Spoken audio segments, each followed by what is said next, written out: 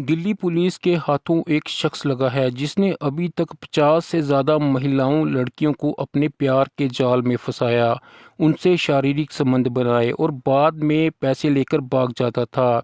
ये शख्स मुस्लिम लड़कियों महिलाओं को अपने जाल में फंसाता क्योंकि ये खुद मुस्लिम था। इसके निशाने पर वह लड़कियां होती थी जिनकी शादी की उम्र हो चली थी मगर शादी नहीं हुई थी, और वह महिलाएं जो डाइवोर्स थी। अमीर घर की महिलाएं इसके टारगेट पे होती थी। ये शख्स शादी डॉट कॉम पर, जीवन साथी डॉट कॉम पर फर्जी प्रोफाइल बनाता और वहाँ पे अपने आप को एक बहुत बड़ा ऑफिसर बताता था और अपना शिकार बनाता। इस शख्स का नाम मुकीम है और ये यूपी के प्रतापगढ़ जिले का रहने वाला है। मुकीम की अपनी शादी 2014 में हुई थी और इसकी बीवी और इसके 3 बच्चे भी हैं। तब भी ये अमीर घरों की औरतों को अपने जाल में फंसाता, उनसे शादी करता, उनसे पैसे लूटता।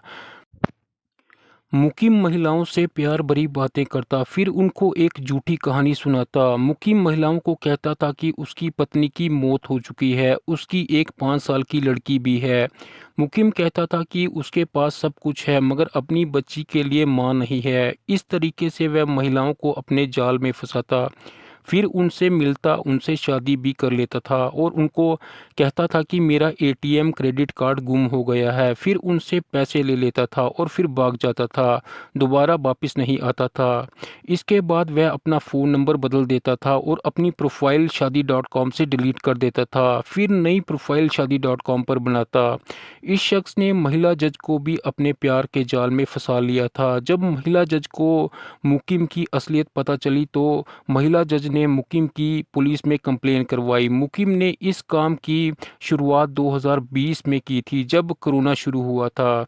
तभी लोग अपने घरों पर थे, तब मुकीम ने शादी डॉट कॉम पर अपनी एक प्रोफाइल बनाई और गुजरात के बड़ोदरा में रहने वाली एक डाइवोर्स महिला को अपने जाल में फंसाया। उसके घर वालों से बात की, महिला के घर वालों को बताया कि मेरे पास सब कुछ है मगर बस अपनी बेटी के लिए एक मां नहीं है। महिला के घर वाले अपनी बेटी की शादी मुकीम के साथ करवा देते हैं। इसके बाद मुकीम गुजरात चला गया और घर जमाई बनकर वहां रहने लगा।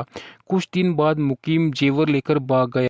कुछ दिन बाद मुकीम नई सिम लेता है और एक नई प्रोफाइल शादी डॉट कॉम पर बनाता है। दोबारा दिल्ली के प्रीत बिहार की एक तलाकशुदा महिला से बात करना शुरू करता है और उस महिला को अपने विश्वास में लेता है और उसके घर वालों को भी अपने विश्वास में ले लेता है। फिर लड़की के घर वालों से बैंक्वेट हॉल बुक करवाने, शादी का खर्चा के नाम से महिला से पैसे लेता है।